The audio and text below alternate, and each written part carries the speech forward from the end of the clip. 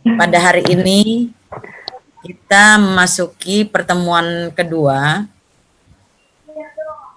dalam mata kuliah pengembangan etika profesi keguruan, di mana tentunya kita berharap selalu berdoa untuk kesehatan fisik kita sendiri maupun juga keluarga, ya. Semoga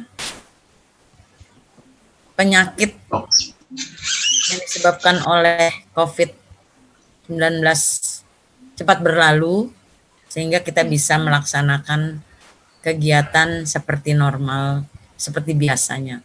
New normal yang kita lakukan adalah kebiasaan baru, ya. Makanya kalian perlu hati-hati apabila berjalan nanti, naik kendaraan, sebaiknya menggunakan masker. Karena apabila kalian kalau tertangkap satu kali, maka akan tercatat. Ya. Apabila sudah tertangkap 2 kali, maka akan ditilang. Apabila tertangkap 3 kali, bisa diambil tuh KTP-nya. Ya. Nah, mahasiswa yang berbahagia, tentunya kita akan memulai presentasi kita pada hari ini untuk perkuliahan tentang etika profesi keguruan. Ya. Sebelum kita kembangkan, perlu kita tahu bahwa etika adalah tentang ilmu tentang filsafat moral, baik itu mengenai nilai, juga tingkah laku, sehingga kita bisa membedakan mana baik, mana itu buruk. Ya. Guru sejogjanya, dia harus bisa melakukan sesuatu yang bisa digugu dan ditiru. Makanya guru, ya, digugu dan ditiru. Jangan sampai guru tidak mencerminkan profesinya sebagai guru. Oleh karena itu, tentu tingkah laku guru itu sangat diperhatikan siswa. Guru itu adalah role model. Ya. Oleh karena itu, apapun mulai dari kita masuk kelas, itu semua dilihat tuh. Dari ujung rambut sampai ujung kaki. Oleh karena itu, kalau kita mau masuk ke dalam kelas, berkaca dulu. Takutnya ada sebiji nasi, ada masih nempel di pipi. Nah, itu nanti jadi bahan tertawaan. Nah, oleh karena itu, kita sebagai guru tentunya harus tahu apa itu moral, tentang nilai maupun juga etika ilmu tentang tingkah laku kita. Ya, mana yang baik, mana yang benar, mana yang tidak perlu kita lakukan, itu kita sudah pilah-pilah. Kemudian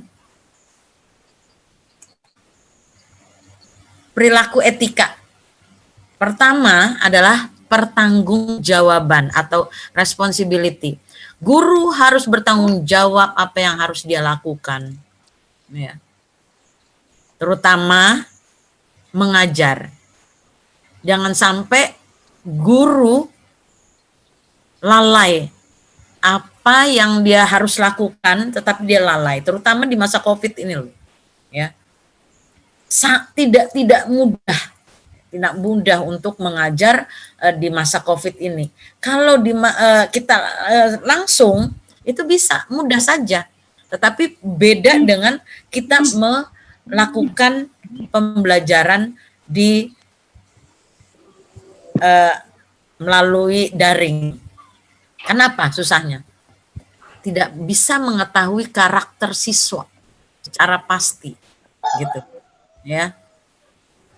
Kadang-kadang apalagi kalau yang kuliah, SMA masih bisa, tetapi kalau anak-anak SD, anak TK, kan harus perlu didampingi orang tuanya. Makanya kadang-kadang orang tua itu mengeluh, ya.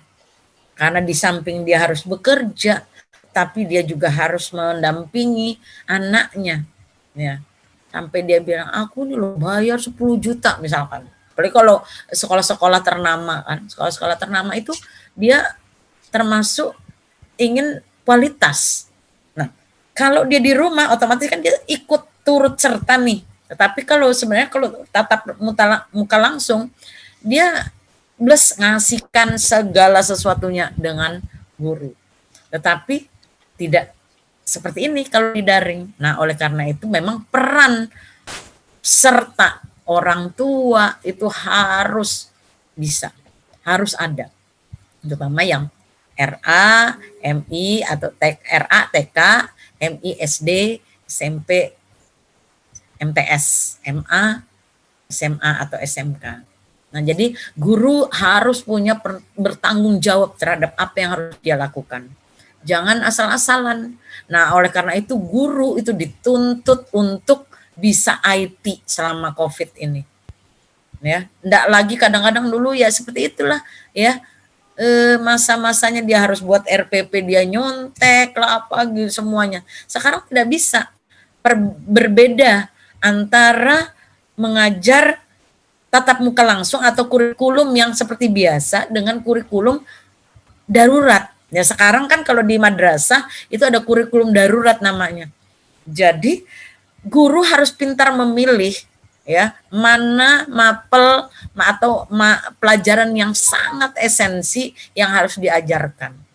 Nah ini, jadi guru harus punya rasa tanggung jawab ingin memajukan siswanya. Tapi jangan juga terlalu banyak beban yang harus dikerjakan mereka. Nah, kemudian yang kedua, pengabdian atau dedikasi. Ya, guru yang betul-betul baik itu akan punya pengabdian yang tinggi. Ya. Dalam dia mengajar di baik itu daring maupun juga tatap muka. Punya dedikasi yang tinggi. Kemudian yang ketiga, perilaku etika itu adalah kesetiaan. Kesetiaan seseorang guru, loyalitasnya tinggi ya terhadap pimpinan, ya terhadap teman sekerja, ya. Semua baik sampai dia kepada siswanya sendiri. Ya, punya rasa loyalitas yang tinggi. Kemudian yang keempat, kepekaan. Ya, punya rasa sensitif. Sebagai guru harus punya rasa sensitif terhadap siswanya. Kenapa? Karena memang ya pada saat apalagi kalau dia mengajar tatap muka langsung ya akan kelihatan tuh siswa yang lesu akan mukanya murung. Itu kita harus sensitif bahwa oh ini anak kayaknya sakit nih. Apakah murungnya itu karena sakit atau karena orang tuanya sering kelahi gitu ya. Nah itu kita harus peka. Bisa dengan cara mengelus apa kabar gitu ya. Itu harus ada kepekaan kita terhadap sesuatu pada siswa. Tetapi kalau secara daring kan enggak bisa ya, kita enggak bisa sensitifnya itu. Paling tidak kalau kita sebagai wali kelas kita bisa mendata mana siswa yang ekonominya menengah ke atas, berarti kan dia enak tuh kuota dan lain sebagainya. Tapi kalau bagi menengah ke bawah itu oh yang ini menengah ke bawah, maka kita akan peka terhadap siswa tersebut. Tetapi tidak mengabaikan yang siswa yang benar-benar dia sangat baik. Nah, jadi ini ada kepekaan seorang guru kepada siswanya. Ini perilaku etika. Kemudian persamaan, equality. Pada saat dia mengajar ya, itu dia sama. Enggak memilih mana yang dia orang kaya, dia orang miskin, dia cantik, gagah, ini jelek dan lain sebagainya. Tidak, semua sama. Ya. Seperti kita, halnya kita di mata Allah. Semua sama. Yang bisa membedakan adalah derajat tentang ibadah kita. Itu yang bisa membedakan kita antara yang lain. Dia perilaku ibadahnya baik, amalnya baik, sedekahnya juga bagus, ya, dan lain sebagainya. Gitu. Kemudian kepantasan, equity, kepantasan. Mana yang pantas kita lakukan pada saat kita mengajar dan mana yang tidak.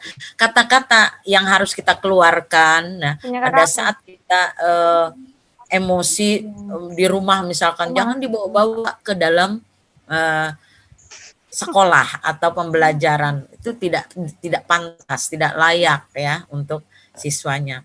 Nah, itu jadi ada perilaku etika. Nah, kemudian moral sudah pasti tadi sudah ada kaitan dengan etika, prinsip benar dan salah ya. Semangat yang menjunjung tinggi tugas dengan moral yang tinggi. Karena kita lihat kan beberapa waktu-waktu yang lalu ada guru yang berbuat apalah kepada siswanya. Nah, itu karakter yang tidak baik, yang tidak patut dicontoh ya. Jadi guru harus betul-betul mengetahui moral. Jadi kita harus tahu nilai atau penghargaan yang harus diberikan. Nah, ini nilai penghargaan. Nanti guru itu ibarat kata apa ya? Pahlawan tanpa tanda jasa, sebenarnya berjasa sekali, bukan tanpa tanda jasa. Sekarang berjasa sekali, apalagi sekarang udah diperhatikan kan, dengan adanya tunjangan profesi guru, dengan adanya TPG, tunjangan fungsional guru, adanya insentif dari daerah, ya. Nah, ini. Kemudian kesalahan yang sering dilakukan oleh guru apa? Satu, kadang guru mengambil jalan pintas pembelajaran. Betul. Itu yang pertama. Jalan pintas tentang pembelajaran. Mau enaknya sendiri. Kerjakan halaman sekian. Nah, aku pulang gini ya. Harusnya tidak seperti itu, ya. Paling tidak dibimbing dulu. Apabila siswa itu belum tuntas, yang sudah tuntas lanjut, yang belum tuntas dia harus melaksanakan remedi. Jadi jangan kita menambah sesuatu yang baru, ya, tanpa ini ada belum ada penyelesaian. Oleh karena itu kalau kalian nanti mengajar, ya, kalau kalian nanti mengajar, tuntaskan dulu, ya. Satu, begitu dia belum tuntas, beri tugas sehingga dia bisa jadi tuntas. Tugas dipilah-pilah, mana yang siswa pintar, mana yang siswa tidak pintar menurut kalian. Kayaknya yang pintar ini harus seperti ini nih. Nah, itu kita yang harus bisa tuh. Ya. Makanya guru bisa kriteria ketuntasan minimal harus bisa dia per materi. Ya. Guru harus bisa membuat KKM, kriteria ketuntasan minimal. Nah, jadi kalau nanti kalian jadi guru, memang harus membuat prota, prosem, ya. Itu dalam perencanaan pembelajaran. Nah, di samping administrasi, guru juga harus tahu etika-etika. Kan? Jadi jangan mengambil jalan pintas pembelajaran. Yang kedua, menunggu peserta didik berperilaku negatif, jangan sampai. Karena ada itu ya. Karena ibu pernah jadi kepala sekolah, tuh ada murid yang muncul tuh. Kadang tempat duduknya itu dikasih balsem, ya. Dikasihin balsem, pas guru duduk, kenapa ini panas pantatku ya. Nah ini, akhirnya menunggu peserta didik berperilaku negatif. Ini yang sering dilakukan oleh guru. Kadang dia baru masuk pintu, sudah tersimbur dengan tepung. Nah itu, jangan sampai. Ini perilaku negatif. Kadang itu tadi, kadang guru kan lambat tuh masuk ke dalam kelas. Ada aja yang dibikin, kita kerjain gurunya ya. Gitu. Apalagi kalau kita tidak ada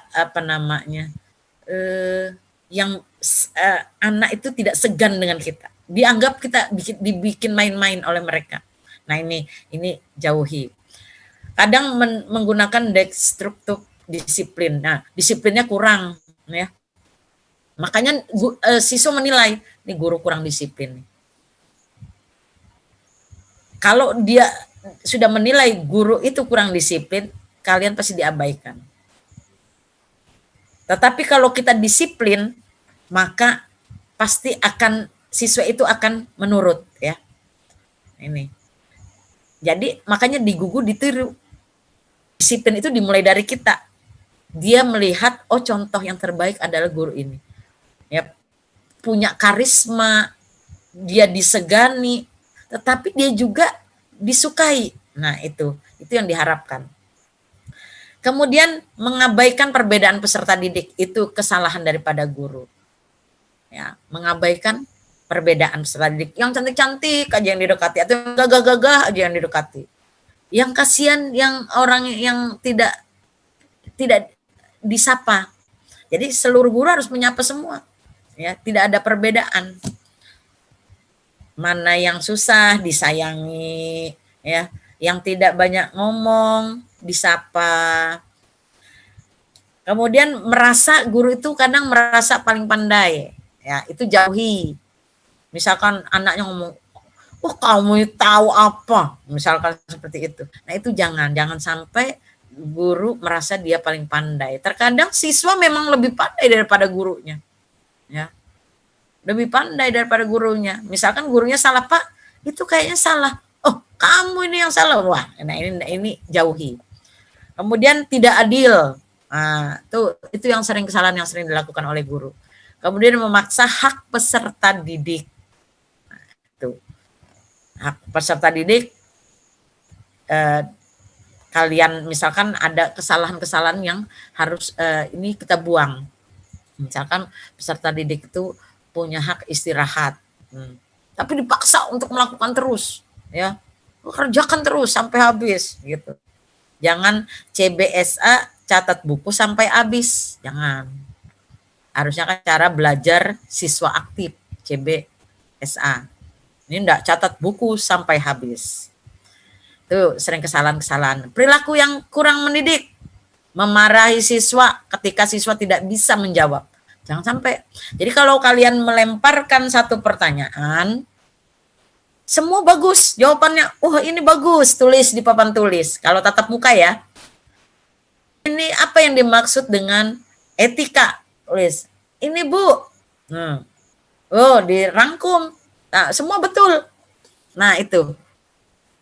Nah, kalau misalkan dia tidak bisa menjawab, mungkin dia punya masalah, ya. Jadi itu kalian sebagai guru harus punya ilmu jiwa psikologinya, harus muncul ilmu jiwanya supaya siswa itu ada kedekatan terhadap dirinya kepada guru. Kemudian tadi sudah merasa dirinya paling pandai, ya, itu sudah. Kemudian menggunakan waktu tidak tepat. Nah, itu sering perilaku guru yang kurang mendidik. Cara mengajar monoton. Misalkan dia hanya ceramah aja, misal tidak ada alat peraga yang dibuat. Jadi kalau perlu kalian bisa alat peraga. Apakah misalkan nanti ada semacam tanggalan, kalian tanggalan ini misalkan kalian fikih atau Quran hadis, dibuatlah di sini, ya, Quran hadis. Nanti dibalik lagi cara menerangkannya, atau nanti siswa disuruh membuat gitu. Disuruh membuat alat peraga atau media yang nantinya dia harus menerangkan sebagai teacher, ya. Karena pembelajaran sekarang bukan hanya guru saja yang ngomong, siswa juga ikut ngomong. Misalkan kalian suruh membuat tugas, maka dia harus juga bisa membuat dan mengutarakannya. Nah, itu untuk di K13 ya. Karena K13 itu di kurikulum K13 itu KI 1 2 3 4 ya. KI 1 itu pemahaman tentang ketakwaan kepada Tuhan Yang Maha Esa. Artinya ibadahnya. KI 2 tentang sosialnya. KI 3 tentang pengetahuannya. KI 4 tentang aplikasinya atau skillnya, psikomotoriknya. Ya, misalkan kalian suruh bikin drama, ya, tentang sejarah perjuangan Rasulullah. Nah, misalkan SKI, coba bikinkan drama sejarah perjuangan. Yang ini jadi Abu Jahal, yang ini jadi siapa, misalkan gitu. Atau perilaku akidah akhlak antara orang tua tentang cerita Alkomah misalkan. Boleh buat drama-drama gitu. ya. Jadi siswa itu merasa inovasi. Nah, boleh misalkan di daring seperti itu bikin video yang disatukan ya kata-katanya atau lagu ya disatukan dengan video-video. Nah, ini. Kemudian cara mengajar tadi monoton ya, diskriminatif, perbedaan-perbedaan. Kemudian memberikan penghargaan yang berlebihan itu terhadap siswanya, enggak boleh juga ya. Kemudian terlalu permisif kepada siswa. Kemudian peran guru dalam pembelajaran. Apa sih peran guru dalam pembelajaran? Ya, guru harus memberikan kemudahan untuk belajar agar dapat meningkatkan potensi peserta didik secara optimal dengan menempatkan dirinya sebagai apa? Sebagai orang tua yang penuh dengan kasih sayang. Ditanya, disapa. Ya, kalau pagi, kalau bisa duluan kamu datang, baru salaman. Kenapa? Kalau salaman itu akan menumbuhkan karakter yang luar biasa ya. Karakter taatnya kepada guru, ya, sopan santun, ya, kewajiban dia sebagai siswa, itu akan muncul dengan sendirinya. Ya, kalau di daring kalau di Kemenak itu ada pembelajaran namanya e-learning. E-learning itu siswa harus absen juga di situ. Ya sama kalian kan, oh ada absen di barcode. Hari ini ibu mau lihat, oh yang ini yang belum absen ibu tandai ya, yang hari ini ndak absen ibu tandai, yang hari ini absen maka oh nilainya 100, yang besok baru absen sudah turun ya 95, besoknya lagi 90 sampai 1 minggu terkurang berapa sudah itu ya, sampai 1 minggu atau sampai 1 minggu tidak pernah absen alpa jadi seperti itu. Jadi kita sebagai orang tua penuh rasa kasih sayang. Jadi karena orang tua kan menitipkan kepada guru di sekolah sebagai pengganti orang tua. Kemudian kedua sebagai teman. Jadi pada saat di ruang belajar di kelas itu kalian sebagai orang tua yang membimbing, melatih, mendidik, ya, mengevaluasi, itu semua orang tua. Nah, kemudian kalau pada saat di luar kan kalian jadi teman, cerita-cerita, jangan teman tapi mesra, ya, apalagi yang cowok-cowok nih, nanti pas PKL ke sekolah-sekolah dipacarin deh. Kalau yang cewek kan enggak, kalau laki-laki bisa jadi. Kemudian sebagai fasilitator, nah guru sebagai fasilitator, dia menyiapkan segala sesuatunya. Dia sebagai guru membuat kemudahan bagi siswanya. Ya. Tiap saat dia harus memberikan kemudahan untuk memberikan sesuatu pelayanan. Karena kita sebagai guru melayani, ya, melayani siswa. Makanya kita menyiapkan segala sesuatunya. Apa nih? Kalau materi ini apa nih pelajarannya? Misalkan bisa jadi kalian maunya pakai ular tangga. Ada permainan ular tangga. Ayo isi, buatlah pertanyaan-pertanyaan mendatar, menurun. Nah, bikin sesuatu yang terbaru. Misalkan ada turun ke ular tangga. Nah, itu bisa kalian coba mencari seperti pertanyaan-pertanyaan orang, tapi kita dalam mata pelajaran agama ya. Nah, ini kemudian memberikan sumbangan pemikiran terutama kepada siswa-siswa yang mungkin mereka kadang-kadang kan ada yang punya masalah ya. Nah, itu yang kita berikan sumbangan pemikiran atau dia orang yang tidak mampu, bisa jadi kita akan memberikan sumbangan pemikiran ya. Kemudian memupuk rasa percaya diri dan berani bertanggung jawab. Peran guru. Supaya apa? Siswa itu percaya pada dirinya sendiri. Kan ada yang tidak percaya diri. Coba kamu bicara malu-malu ya. malu-malu. Karena apa? Kadang-kadang siswa banyak yang tidak percaya pada dirinya sendiri, padahal dia mampu, ya. Tetapi karena dia tidak pede tadi, akhirnya dia merasa aku tidak bisa. Nah, seperti itu. Oleh karena itu, tanggung jawab kita lah untuk membuat mereka percaya pada diri sendiri.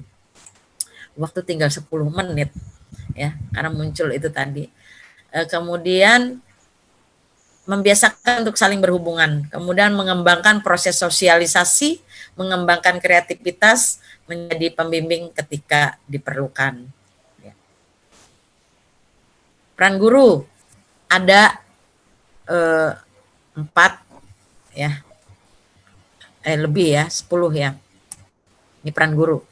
Sebagai pendidik, sebagai pengajar, sebagai pembimbing, sebagai pelatih, sebagai penasehat, sebagai pembaharu atau inovator, sebagai model, sebagai peneliti, sebagai pendorong, kreativitas, dan sebagai kulminator akhir dari sebuah pembelajaran. Nah ini, kita harus memerankan diri kita pertama sebagai pendidik, maka kita harus betul-betul punya kualitas sebagai pribadi yang betul-betul bertanggung jawab untuk memahami nilai norma moral yang juga kita harus realisasikan nilai spiritualnya, ya. Jangan sampai hilang, karena apabila sudah terbentuk nilai spiritualnya, insya Allah ya, siswa itu akan pasti bagus. Beda dengan siswa yang tingkat spiritualnya itu rendah. Ya. Nah, kita juga harus membimbing siswa itu mandiri, mampu mengambil keputusan. Nah, sampai di sini ada yang mau bertanya? Karena waktu kita tinggal 8 menit, ya. Ini dari yang Ibu terangkan ini. Karena kita enggak bisa 1 jam. Silahkan, ada yang mau bertanya? Saya Bu. Lewat tak? Izin matikan dulu. Ada yang mau bertanya? Saya Bu. Silakan. Ya, saya kurang nyaring, tar kurang nyaring suara. Ya, silakan. Jadi begini Bu. Saya ingin menanyakan mengenai kepekaan. Bagaimana yang Ibu jelaskan tadi. Jadi sebelumnya kan kita juga bisa ketahui bahwa tidak semuanya orang memiliki kepekaan atau sensitivitas yang tinggi.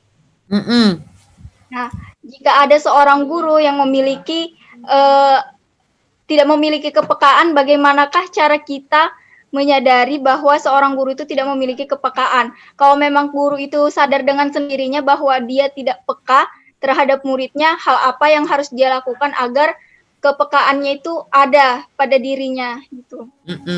Ya, terima kasih. Tentunya memang ya, kepekaan itu memang kita sendiri yang merasakan sebagai guru, ya. Ya. Kepekaan itu kita yang merasakan, karena tidak ada yang bisa menilai. Ya, kecuali permasalahan itu muncul dengan sendirinya.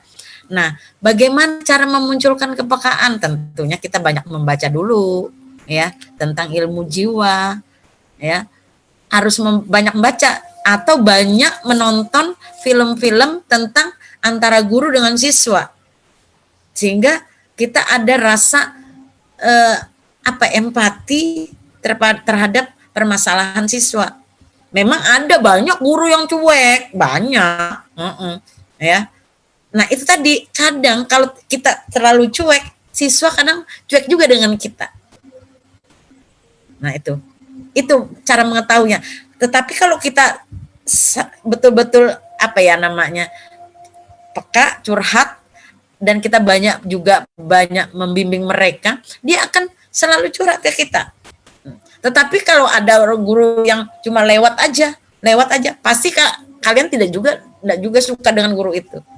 Tetapi kalau guru yang kadang lebih ngayomi, membimbing, pasti kalian suka. Nah itu artinya kepekaan itu memang kita harus ada pendekatan secara emosional, tentunya ilmu jiwa yang harus kita miliki, ya.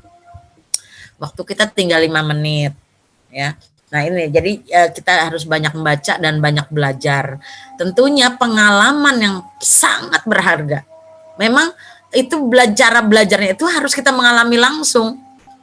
Kayak ibu mengajar mulai tahun 92. 91 kan lulus sarjana ya.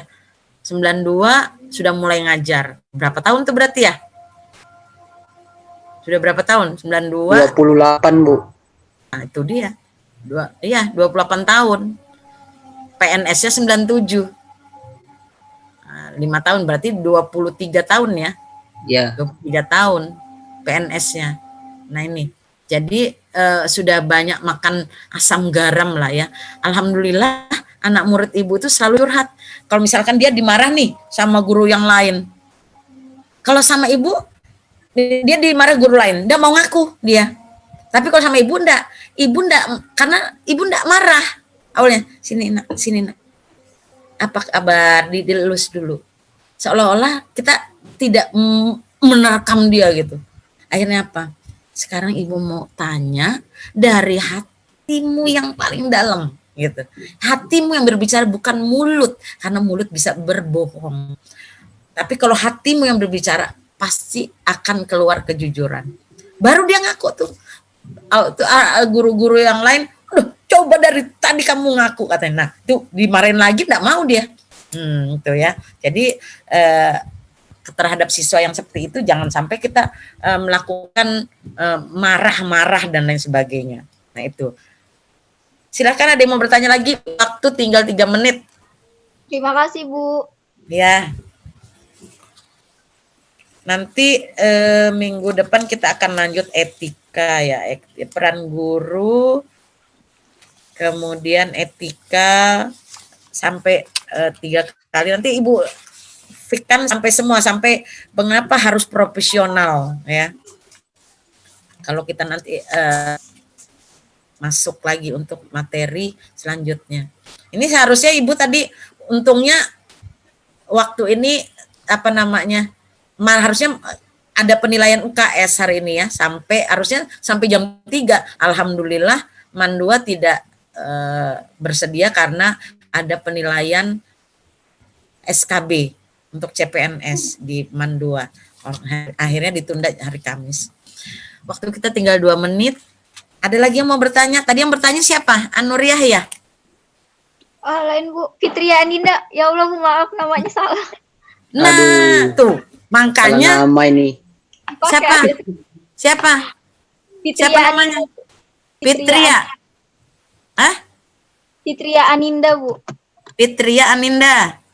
Ya, Bu. Nah, makanya pakai nama sendiri.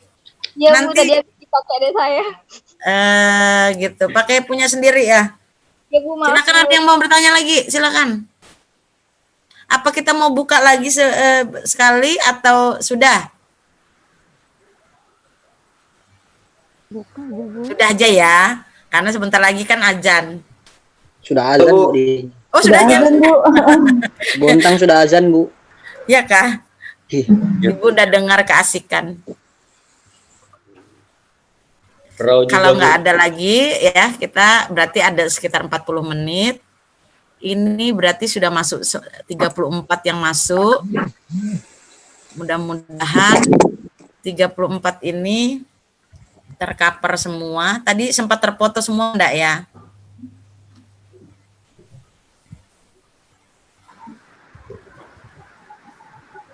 Takutnya tidak terfoto semua.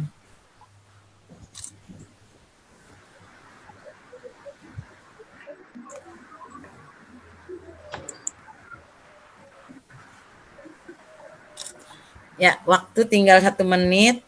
Kita akhiri dulu sekian, nanti kita lanjutkan di minggu depan. Nanti tetap akan Ibu share yang untuk kelompok-kelompok ya.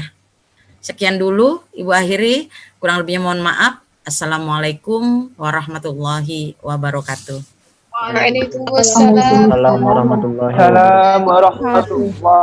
wabarakatuh.